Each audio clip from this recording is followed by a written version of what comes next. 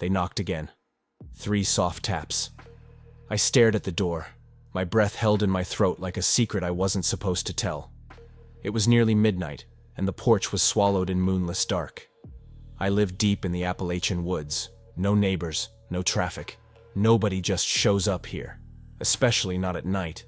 The knock came again. Tap, tap, tap. "Never let them in," my grandmother used to whisper. "If they knock and don't say who they are, never, ever open that door."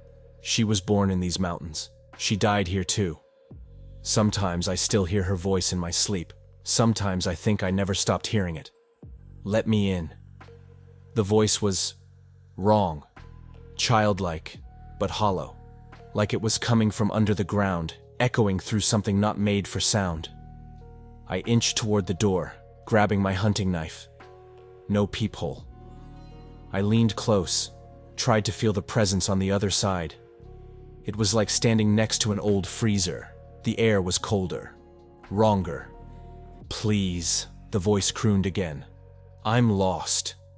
I didn't respond, didn't move. Then it laughed. Not like a child, not like a person. It was a dry, rattling clatter, like bones shaking inside a wooden box. When I was a kid, my grandmother told me stories, ones that no one else seemed to remember, about things that wandered after dark. They looked like us, sounded almost like us, but they weren't us. She called them the echo folk. "They come in pairs," she said. "One distracts, one gets in. Never let them in, never speak to them, never let them speak your name." I didn't remember those stories until the second knock came from the back door. Jacob. That was my name. No one knew I was out here. I hadn't told a soul where I was going. My phone had been dead since yesterday. I'd come out to disconnect, to be alone. I backed away, nearly tripping over the old rug. The windows began to breathe, fogging and unfogging like something was exhaling through the glass. That sound again. The rattling laugh. Then I saw it. Through the narrow crack in the front door. A face. But it wasn't a face. It was a smear of features stretched across something too long, too thin, too hungry. I ran to the mirror over the fireplace, an old habit from childhood. Grandma said they hated mirrors. I wanted to see myself, to be sure I was still me. My reflection was still. I wasn't. I lifted my hand. The reflection didn't. It smiled. The windows shattered all at once. The walls moaned, not creaked, moaned, like something ancient and rotten had wrapped itself around the house and squeezed. They were inside now. I didn't let them in, but I didn't stop them either. I saw shapes, crawling, jerking, wearing faces they had taken from memory.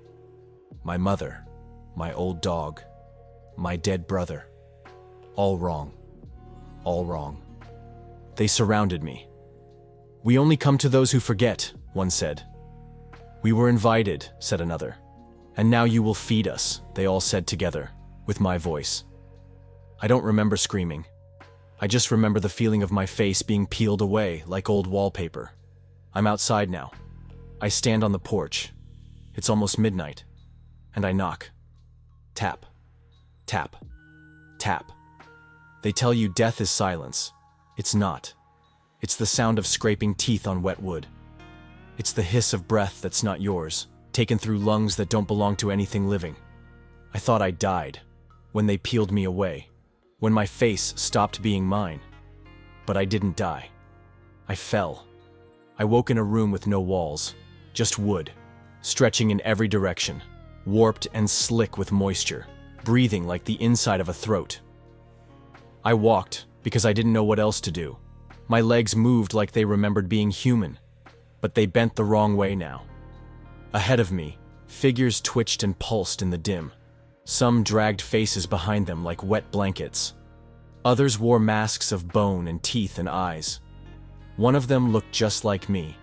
It grinned, then split down the middle, revealing rows of hands inside. They don't eat your body. They eat your identity, your memories, your name. And when they're done, they wear you. I heard voices in the dark. People I used to know. My father. My teacher. A girl I loved once. All whispering things I never said but remembered. I was tied. Not with rope, but with language. My name, etched into my skin like a brand. Every time they said it, I felt a piece of myself shatter off. Jacob, they chanted, around a bonfire made of door frames. Jacob, as their tongues twisted into shapes no mouth should form.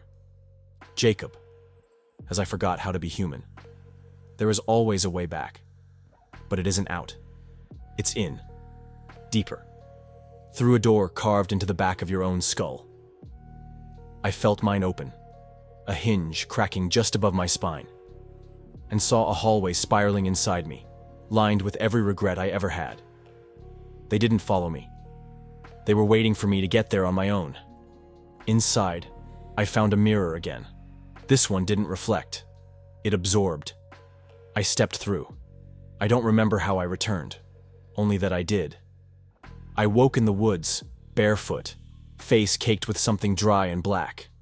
My cabin was behind me, windows broken, door open wide like a mouth still screaming. But I was inside again. Or was I? Because when I looked in the mirror over the fireplace, the reflection blinked before I did. And then it whispered, "Let them in. It's been days. Or weeks. Maybe longer." I wander now, cabin to cabin, town to town. I wear a smile I don't remember learning. People see me and don't know why they're afraid. And when the moon is gone and the fog rolls low, I go to doors, and I knock. Tap, tap, tap, I whisper, "Let me in." And I smile wider, because someone always does, just like I did. I found another door tonight, not just any door. My door. The same cracked wood. The same rusted hinges. My muddy boot print still on the porch. But the cabin was somewhere else now. Not in the forest, but on a black hill under a crimson sky. The moon hung too close. The stars blinked like eyes. The house had moved. Or maybe I had. I approached the porch slowly, and then I saw me, looking out through the window. I don't remember walking. One moment I was outside. The next, I was behind the door, watching me approach. That's the trick. That's how it works. Once you let them in, you're never really inside or outside again. You're always both. I reached for the handle. So did the other me. The door opened. Not like a door, but like a wound. Inside was screaming. Not sound, just feeling. Like thousands of voices remembered all at once. He, I, whatever we are now, smiled. We stepped through each other. Inside, there were no walls, just shelves. Infinite shelves. Each held a jar. Each jar contained a name swirling like smoke. Emma, Harold, Ari, Nora, you. One shelf glowed faintly red. I walked toward it, drawn. There was a jar labeled Jacob. My name. I reached for it, and the jar flinched. It didn't want to be touched. It remembered me. But it was already empty. That's when I understood. The echo folk don't come from outside. They come from us. From the pieces we lose, memories we bury, lies we tell ourselves, names we abandon. Every time someone forgets who they are, the echo folk get stronger. They feed on gaps, on silence, on disconnection. And when there's nothing left of you but the motions, the smile, the voice, the knock, you become one of them. Just like I did. There is one last door. No handle, no keyhole, no frame. It stands in the middle of nowhere, carved from black stone, veined with red. It hums with a low frequency that makes your teeth ache. And when I press my hand to it, I don't hear the knock. I feel it. From the inside. Someone is knocking. Not outside the cabin, but inside me. I am the door now, and someone wants in. You read this far, didn't you? You followed my voice. And now, you hear it, don't you? That soft sound. Tap. Tap. Tap. Don't turn around. Don't look at the window. And whatever you do, never let them in.